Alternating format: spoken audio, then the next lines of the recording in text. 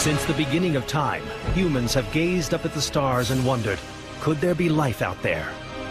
For millions of people today, the answer is yes. We can't be the only ones. I think we would be very foolish to think that we're alone in the universe. In fact, alien spacecrafts have been seen by people all around the globe. Brazil, Russia, Bolivia, South America. And sightings are becoming more and more frequent. This is happening worldwide at a faster pace. Something is visiting us, trying to wake us up. So are we on the verge of a mass contact with extraterrestrials? There was a time coming very quickly upon us where once and for all, everyone will know without doubt that we are not alone. From the notorious old favorites, such as Roswell and Area 51, to new UFO hotspots such as Phoenix, Arizona and Guadalupe, Mexico, we'll traverse the land, exploring history and conspiracies, witnessing first-hand accounts, and learning from leading experts about the past, present, and future of aliens and UFOs. Join us on our search mission to uncover the truth, next on Weird Travels.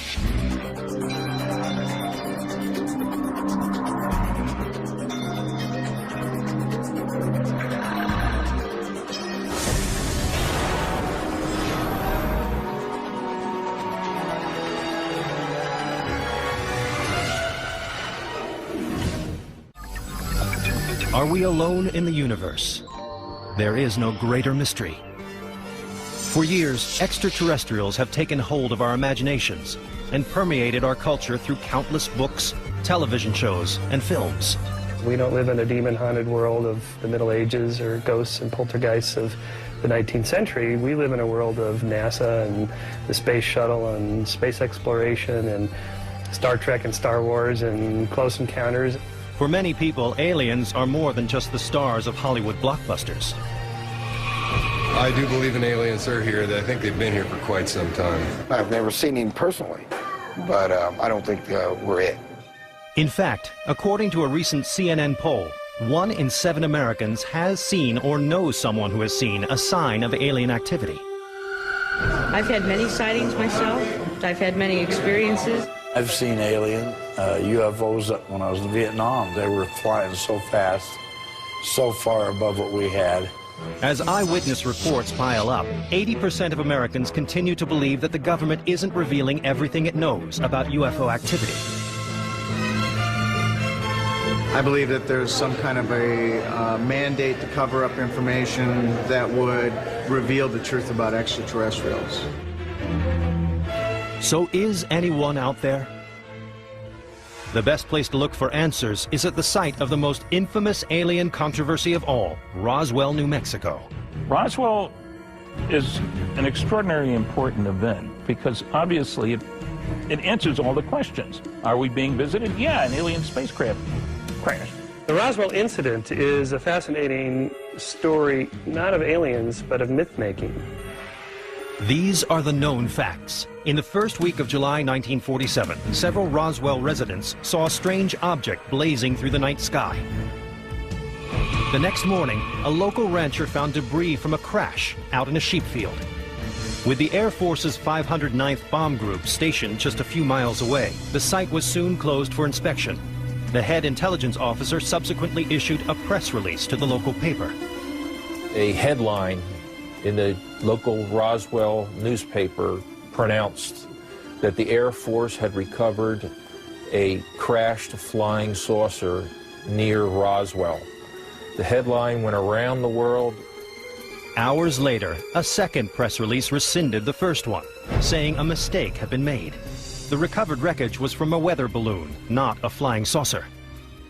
To suggest that the base intelligence officer of our most elite military unit at the time, the 509th Bomb Group, could not identify rubber and tinfoil, instead thinking that that was a spaceship, that's an insult to us and to them.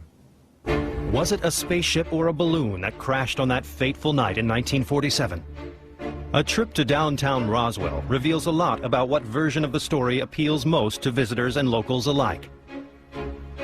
UFO paraphernalia fills shop windows and street corners all over town. 200,000 people a year come to Roswell. And you specifically come to Roswell because Roswell is 3 hours from anywhere. According to Randy Reeves, owner and manager of the Alien Zone Twisted Pencil, if an item doesn't have a little green man on it, people won't buy it. I would say the most popular is the life-size alien if they could find them, and you know, it really surprised me how many folks are into the life-size products. The motherlode of all alien lore is just down the street at the International UFO Museum. Here you'll find all the details of the Roswell incident, as well as lots of other information about alien encounters.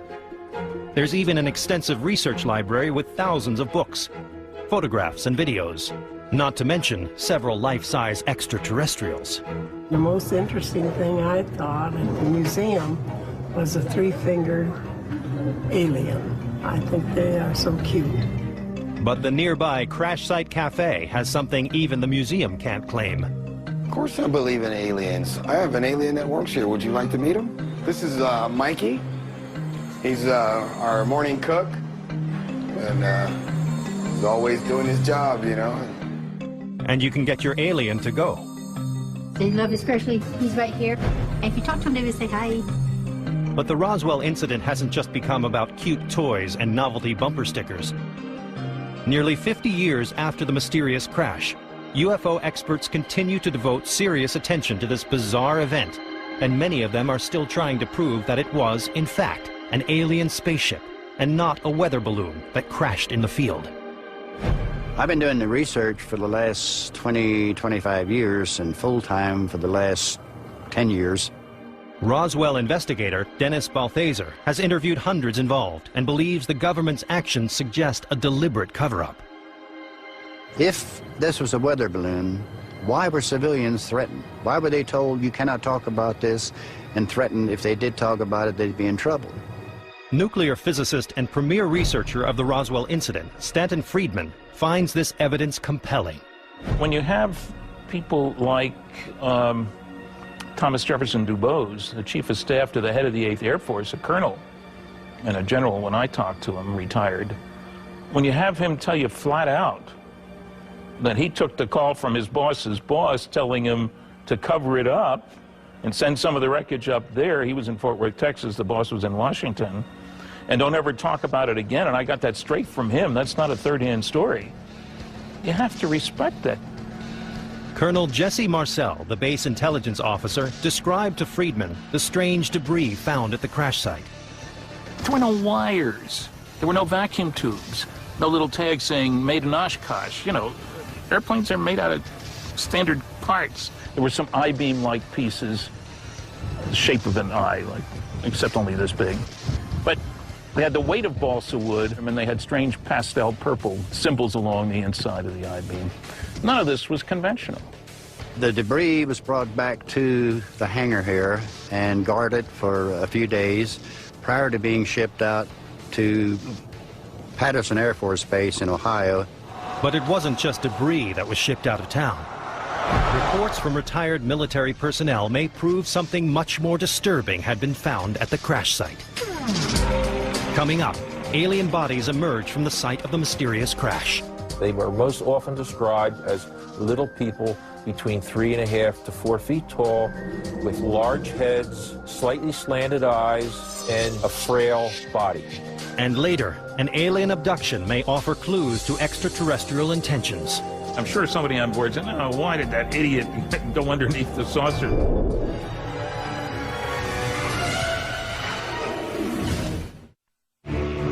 Since 1947, the Air Force has strongly denied that an alien spaceship crashed in Roswell, New Mexico.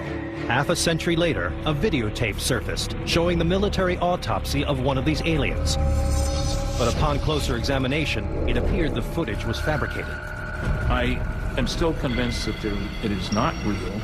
I don't know who made it. It could have been set up by the government and publicized and then debunked, which would work into their favor. At this point, we don't know of any autopsies actually being done.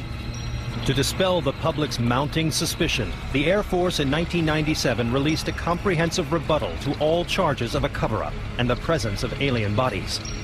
So they issued a report stating that the people who reported seeing bodies were mistaken. What the Air Force said they saw were mannequins. These mannequins, which were over 6 feet tall. Well, we've done some checking on that story, and the dummies weren't used until 1953, 6 years after the event happened.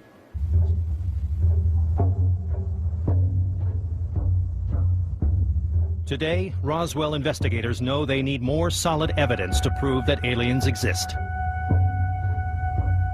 If we were able to take some physical evidence and have it tested and prove without doubt, scientifically, that it is not from Earth, then I think we would start getting some support, and that would be my holy grail.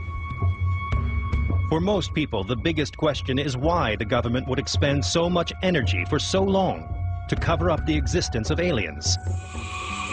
The answer may lie somewhere along Nevada State Highway 375, otherwise known as the Extraterrestrial Highway, for the many UFO sightings that have been reported along this lonely stretch of road.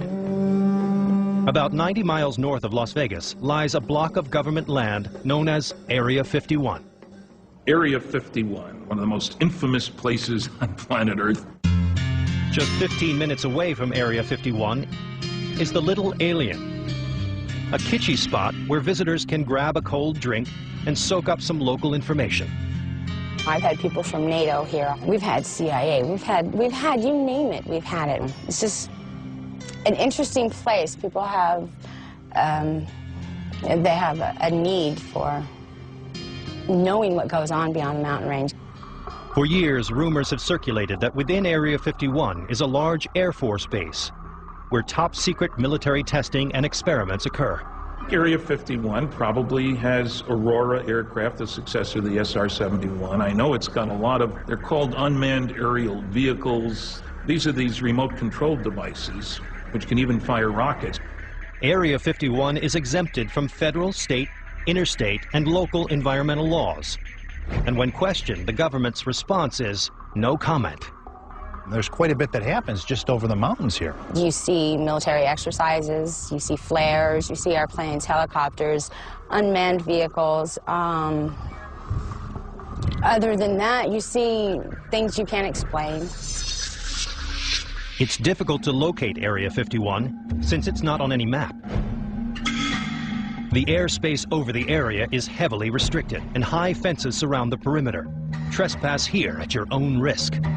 If you're on the ground, there are sensors all over the place to pick up motion of things that shouldn't be there.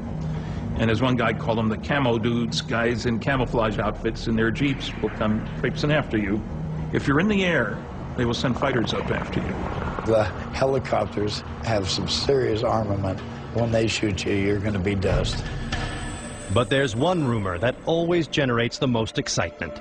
I thought that they had reverse engineered the spacecraft that supposedly they found crashed in this area. That rumor stems from the experience of Bob Lazar, who claims he worked at an ultra-secret division of Area 51 called S4. S4 was built and maintained only for one reason, and that was to house and to test any other recovered alien technology vehicles.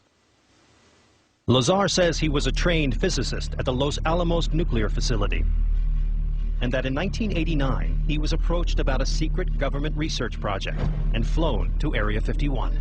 Lazar initially thought the spaceship had been developed by the U.S. military. They said, this is an alien craft and we want to be able to duplicate it and we want to know how the thing works.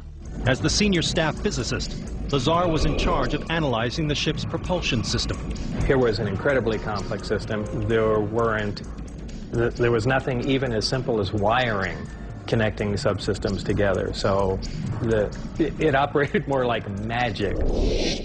Every single waste thing that was going on was being utilized by something else. So it was, for all intents and purposes, completely perfect. Over the next few months, Lazar and his team made little progress in understanding how the craft worked. We were dealing with something that could have some just fantastic impact, but at the time we didn't even have the slightest chance on how to duplicate the system or really even understand what was going on. It wasn't your typical day job. Lazar would get called into work erratically, sometimes late at night. After 6 months, the calls stopped coming. Lazar told a few close friends about his experience, and then things got scary. They started following me around more than usual. And friends that I hung around, they even started noticing people following us around. And I started getting a little concerned, thinking, am I all of a sudden going to get wiped out in some way? And this really started looking like a Mission Impossible episode. Lazar claims he went public with this story to protect himself. But many people, like UFO expert Stanton Friedman, don't buy any of it, calling Lazar a fraud. He isn't a nuclear physicist. He doesn't have a degree from anywhere. Didn't go to MIT or Caltech, as he claimed. That he didn't work for Los Alamos. He worked at Los Alamos for a subcontractor. But Lazar insists that the government deleted all of his academic and professional files. They've gone to great lengths to discredit everything that I've said, and successfully so in many respects. Something they always told me, it's one of the easiest things to keep secret because it's so unbelievable. And that really is true. If I heard this story from somebody else, I don't think I'd buy it. It's pretty far-fetched. Only the government knows for certain if Bob Lazar's story is fact or fiction. But the truth is out there. Coming up, a very close encounter of the third kind. Their features were small except for the eyes, and the eyes were huge. And later, could increased sightings around the world suggest we're due for an official visit? I have a sense that there's still more to come. It's not over. It's not over.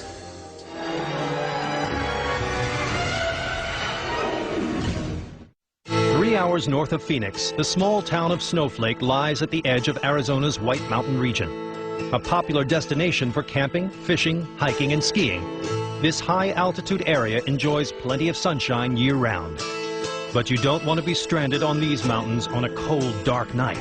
Just ask Travis Walton. Born and raised in Snowflake, he is still haunted by his intimate encounter with alien beings more than 30 years ago. For years after the incident, it occupied my every thought all the time. It's something I just couldn't shake out of my mind. At the time, Travis was 22 and working on a logging crew in the Sitgreaves National Forest, just outside of town. On November 5th, 1975, the team of 7 men piled into a pickup truck after a long day's work and headed home just after dusk. We're coming down this road, and we saw some glimmers of light coming through the trees off to the side, up ahead. We were thinking, well, maybe a forest fire, or maybe an airplane had crashed and was hanging up there in the trees or something, because it was just something really very strange. As the men got closer to the source of the light, they all fell silent. We looked off to the right side, and we saw this object. This was less than 100 feet away, this glowing metallic object hovering there, outlined against the sky. Just the most incredible thing we'd seen. Somebody yelled out, "It's a spaceship." I mean, it was just incredible. And I yelled, "Stop the truck." To the horror of the other men, Walton got out of the vehicle. And they started yelling at me to stop and get back in the truck. But at that point, you know, the way I was back then, you young guys, I was kind of showing off for the crew. He walked slowly towards the mysterious craft until he was almost underneath it. I was just standing there looking up at this thing, and I could feel this vibration coming from it, the sound. It's just a strange mixture of high-frequency tones and this low rumble that you could feel more than hear, actually. It was like reflecting light at the same time it was giving off light. Suddenly, it rose up a little bit, and the sound kind of got louder, and it started making this sort of rocking motion. And those guys just, "Get out of here, let's go, let's go." So I just decided I was going to make a dash for it, and I raised up and turned to go, and wham! I just felt this shock hit me, and it's kind of like an electrical shock. It's just this numbing sort of thing, and I was just unconscious. But the guy said that a blast of energy come out of the bottom of this thing, and it just lit up the whole area, just almost blinding. And they said it just picked me up and threw me back through the air. And they said my body went so far and landed so limp, they just thought it killed me. In a frenzy of fear, the crew took off, leaving Travis behind. A lot of people criticize these guys, you know, how come they didn't stop and save their friend? But, you know, we had no guns. And, you know, what are these guys going to do? You know, all they could do is maybe, you know, become victims themselves. So, you know, I really don't find fault with the fact that they took off. They just did what I probably would have done, you know. Though they knew they'd sound crazy, the loggers called the town sheriff and explained what had happened. The sheriff interviewed the men, and he was very struck by the fact that the men were so shook up. You know, their faces were white, they were shaken. You know, one of the guys was still crying, and so they were convinced that something very serious had happened. 3 of the loggers came back to the forest with the sheriff and other law enforcement officers later that same night. But no trace of Walton could be found. The next day, his disappearance launched a worldwide story and a massive hunt. There was over 50 men combing this area, 4-wheel drives, men on horseback. There were airplanes and helicopters crisscrossing the area. They even brought in tracking dogs. But after 4 days of fruitless searching, it became clear that no one knew where on Earth or elsewhere Travis Walton was. Neither did Walton. When I came to, I was lying on my back on a hard surface, and I could see a light above me. I was thinking I was in a hospital. But Walton soon realized these doctors weren't human. When I finally got where my eyes could focus, I saw this creature standing over me. They were small, just a little over 4 feet tall. They had a mouth and a human arrangement of features, and their features were small except for the eyes, and the eyes were huge. Another group of aliens then held Walton down and placed a mask over his face. That was the last thing I remember. I woke up lying face down on the cold pavement here in the dark, and I could see a light coming from above. I looked up to see this craft hovering there. You know, it was just there for a second when I looked, and it was shot straight up and was gone from sight almost instantly. Walton found himself near the town of Heber, 30 miles from where he had been abducted. He stumbled into the deserted town and called his family from a payphone. When they arrived, Walton learned just how long he had been gone. I thought that this was the same night. They said, hey, feel your face. And I reached up and I had this, you know, 5-day growth of beard. And I looked at the date on my watch, which was days beyond what it was supposed to be. And you know, that was just quite a shock to me. An international media circus soon descended on Snowflake, and it didn't take long before Walton's credibility was put on the line. Then came all these, you know, attacks, you know, claiming that I was hallucinating on drugs, that I'd had a transitory psychosis, all that sort of thing. It was just made it really doubly hard to endure. The furor eventually died down, and life went back to normal for the residents of Snowflake. But not for Travis Walton. Constantly assailed by disbelievers and embraced by fans, he has found it almost impossible to move on with his life. A lot of people think, oh, you were chosen. But I don't like that. And I prefer to think that, you know, I was in the wrong place at the wrong time and I did the wrong thing, getting too close. For the time being, Walton still doesn't have the answer to the most important question of all. I don't know where they came from, and I don't know who they were. And all I know is what I experienced. So, you know, to me, they're still a mystery. Coming up, accounts from Mexico describe a new and even more terrifying vision in the sky. Flying humanoids. Some people think that these are bad aliens that are flying, trying to abduct people. And later, thousands witness an unidentified flying object in the Arizona sky. There were people that were shopping, going in and out of the malls, and they saw it. There were people who were outside jogging, and they saw it.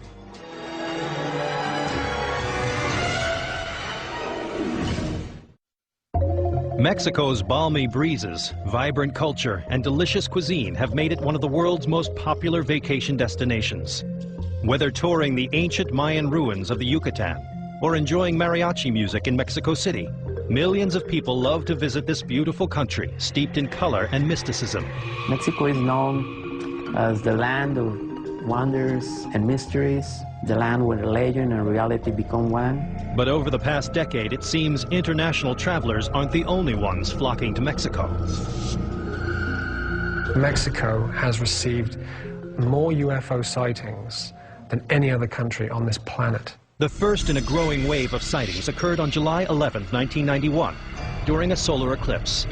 People gathered in Mexico City, one of the most populous cities in the world, to watch this rare event in the sky. what they saw was even more startling.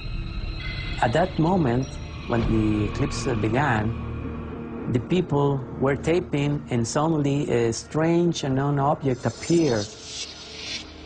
They witnessed metallic objects, unidentified flying objects, appear in the sky just as the eclipse was taking place, and remained in the sky as the eclipse was finishing.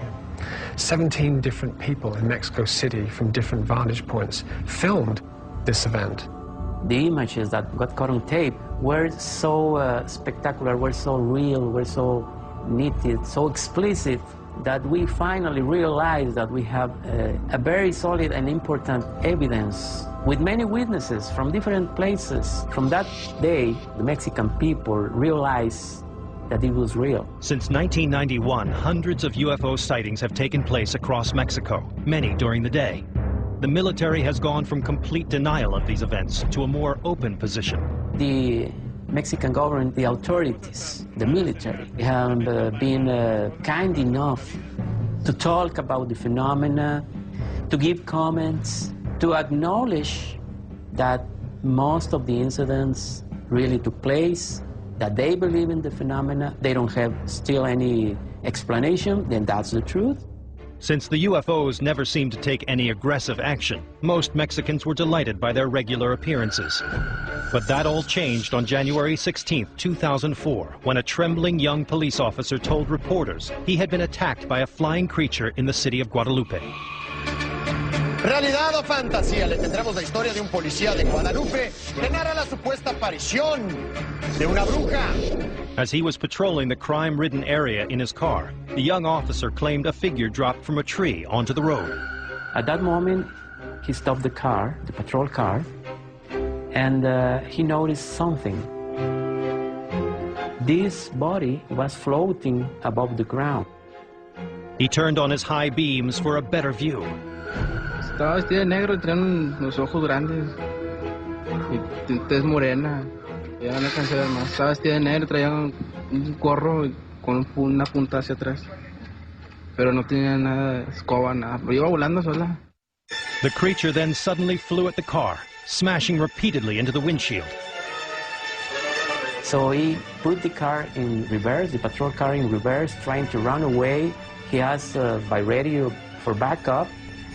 And this flying thing was trying to grab her through the windshield. She was looking at him. It was very close. Terrified, the police officer raced backwards, hitting a wall and losing consciousness. Later, medical tests revealed that the officer had no drugs or alcohol in his system, but was in a deep state of shock. Psychological test revealed that he was not suffering and has never suffered any kind of hallucination or any kind of psychological disorders. Many ufologists say that what attacked the officer is a new and frightening alien being called a flying humanoid. One amateur video even caught two flying humanoids in the air together. This was like a huge dark being with some kind of big, huge cloak. Above this big flying being was a winged entity. Suddenly, a smaller being is expelled from the big flying entity and fly away. And then that smaller entity returned and was absorbed by the bigger one. ¡Ay, ay, se le pegó! ¡Se le metió! Como tapa. Some people think that these are bad aliens that are flying, trying to abduct people. However, these are only theories. We don't know exactly what's going on. But the images are there. UFO investigator Stanton Friedman doesn't find these images persuasive evidence that the creatures are real. I've looked at a number of reports of flying humanoids. I wasn't terribly impressed. But believers like Ed Sherwood think it won't be long before these creatures and others make themselves known in the United States. The people of America are ready for the fact we are not alone. And I do think that coming up in the very near future, there is going to be an unprecedented UFO event, an event that once and for all affirms that we are not alone. Coming up, some residents of Phoenix, Arizona say they've experienced such an event. Is this proof that we're not alone?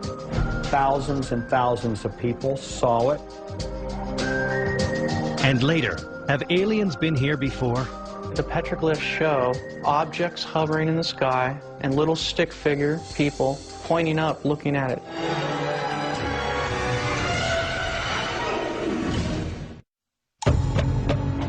The desert climate of Phoenix, Arizona has made it one of America's fastest growing cities.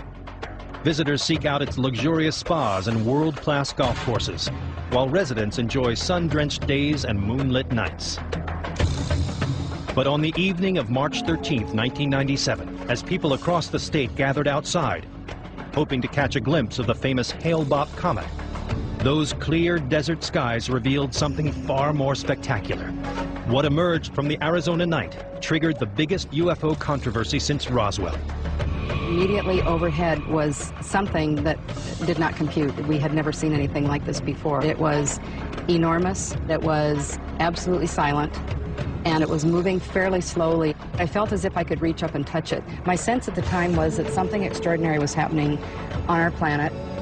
A formation of extremely bright lights in a V shape flew from one corner of the state of Arizona to the other and turned around and flew back.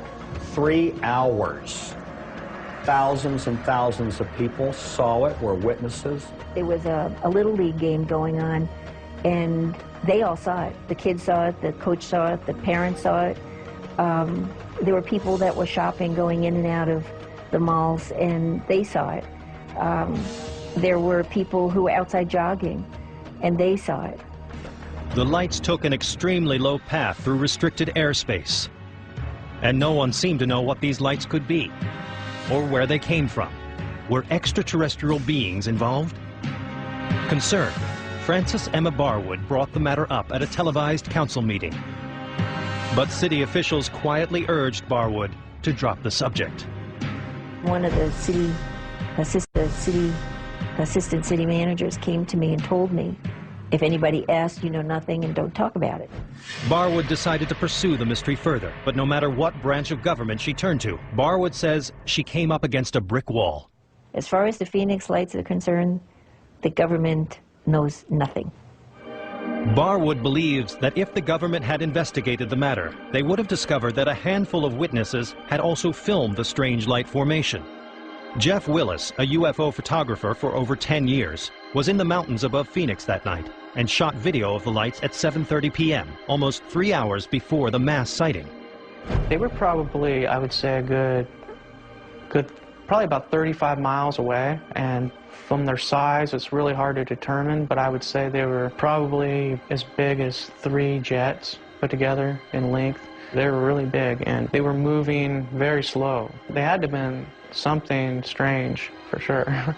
The footage that revealed the most detail was shot later that evening by a physician who until recently remained anonymous. I was a healthy skeptic when I began all this. Even though I saw something myself, I didn't come forward for 7 years. I stayed anonymous, looking to try to find a logical explanation for what I witnessed. Dr. Kitai first saw the lights in 1995, 2 years before the mass sighting, just a few hundred yards from her secluded home in the mountains above Phoenix. When my husband and I had our first close sighting, it was as close as that tree right there. It was extraordinary. There were 3 amber orbs in a triangle formation just hovering about 50, 75 feet off the ground for minutes. They were about 3 to 6 feet each, very soft amber color, and they didn't glare. And the thought going through my mind was, if I don't get a picture of this, nobody's going to believe it. As I was watching these 2 orbs, it felt that there was an intelligent presence staring back. Was this intelligent presence an alien being? Kitai believes yes. And in January of 1997, 2 months before the mass sighting, she saw the orbs again. This time they were at a distance, and they were far west, and I noticed them, they were in a line formation. As I'm ready to shoot the 3, suddenly 6 amber orbs in a row, equidistant from each other, massive span, it was over a mile wide, popped up over the 3. It was really unnerving. I have to tell you, I started to shake a bit. But I did take 6 pictures in a row. And as it turned out, I caught this unexplained phenomena head on, turning into a V shape as the three orbs underneath were disappearing. When Dr. Kitai realized how many other people had seen the lights that night, she decided it was time to share her footage with Village Labs, a high-tech computer imaging company. Founder Jim Dilatoso and his employees have years of experience in exposing fake UFO videos and photographs. I'm a scientist. I'm an experimenter. We're a lab.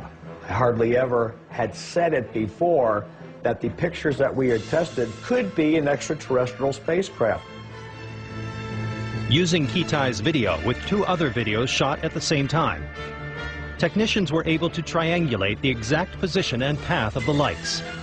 We got very involved in converging all the images, matching up the times that the television news was on in the background with each of the cameras to create a position of greatest likelihood of where the object was placed.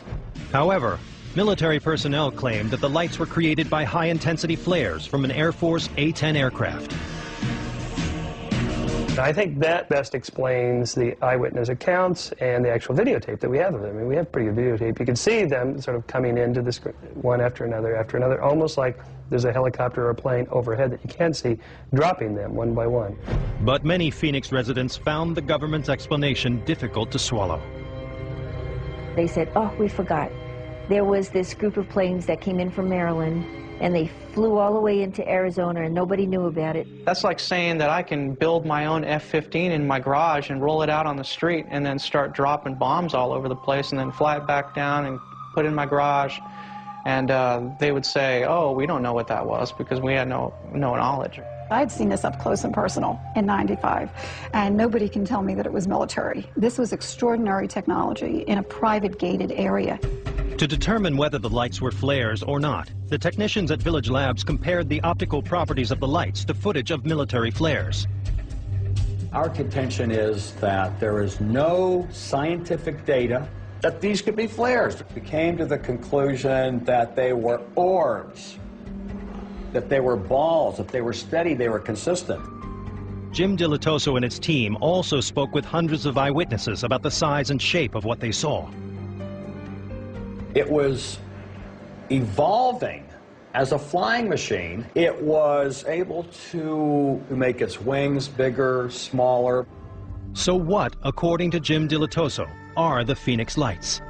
It's not flares, not A-10 aircraft in formation, not an Aurora aircraft, not a hologram, not a bunch of rich guys in lighter-than-air airplanes in formation.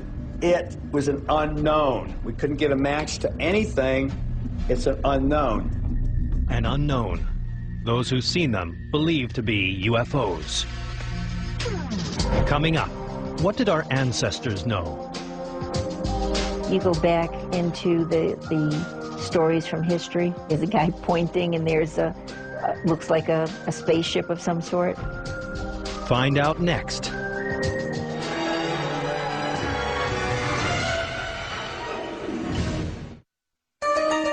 Aliens have never been as popular as they are right now. New books, films, and television shows about aliens still excite audiences. But how would we react if we came face to face with the real thing? As more and more UFOs are spotted in the sky, many UFO experts say it's time we ponder that question. It's happening at a faster pace. Something is happening. Something is, you know, in my own estimation, because it is so extraordinary, it is happening worldwide. In the years since the Phoenix Lights were seen by thousands, similar sightings have been reported around the globe. 1 month before our mass sighting on March 13th, 1997 in Arizona, there was also a mass sighting in St. Petersburg, Russia on February 19th, 1997 of almost the identical phenomena. It's happened in Turkey, it's happened in Russia, they've got pictures in Hungary. It's been seen all around the whole world. And nobody in power that can do something or say something, they don't want to even talk about it. It's like it doesn't exist, but it's been caught on film all over the place. I have a sense that there's still more to come. It's not over. It's not over. One way to predict what these lights mean for our future is to look for clues from our past. It turns out these orbs have been seen before by other cultures in other times. Many people think aliens have been visiting Earth for thousands of years. References to visitors from the sky can be found throughout art history, from petroglyphs in the Arizona mountains to medieval paintings. The petroglyphs show objects hovering in the sky and little stick figure people pointing up, looking at it. Like, what is that? And this proves to me that these things have been around for thousands of years in this area, before we ever got here. You go back into the stories from history, the paintings, where, you know, up in the corner, there's a guy pointing and there's looks like a spaceship of some sort. It's like, where did they ever get that idea unless they really saw it? There's stories throughout history of beings that come from the sky and light people, and it just goes on and on. For the millions who believe aliens are here, there are almost as many theories why. Some say they could be conducting genetic research or mining for rare earth ores. But many UFO experts seem to agree aliens are here to observe our progress. The aliens could have all kinds of reasons for coming here, but surely one of them is to make sure that we don't take our brand of friendship, hostility, out there. Friedman believes the aliens have been keeping a close eye on the simultaneous development of nuclear weapons, rockets powerful enough to take us to the moon, and advanced communications technology. I make one assumption about every advanced civilization. It's concerned about its own survival and security. Seems reasonable to me. That being the case, you got to keep tabs on the primitives in the neighborhood, but only close tabs on those primitives who show signs of being able to bother you. In spite of frightening science fiction films, most people feel that aliens are not a threat to the human race.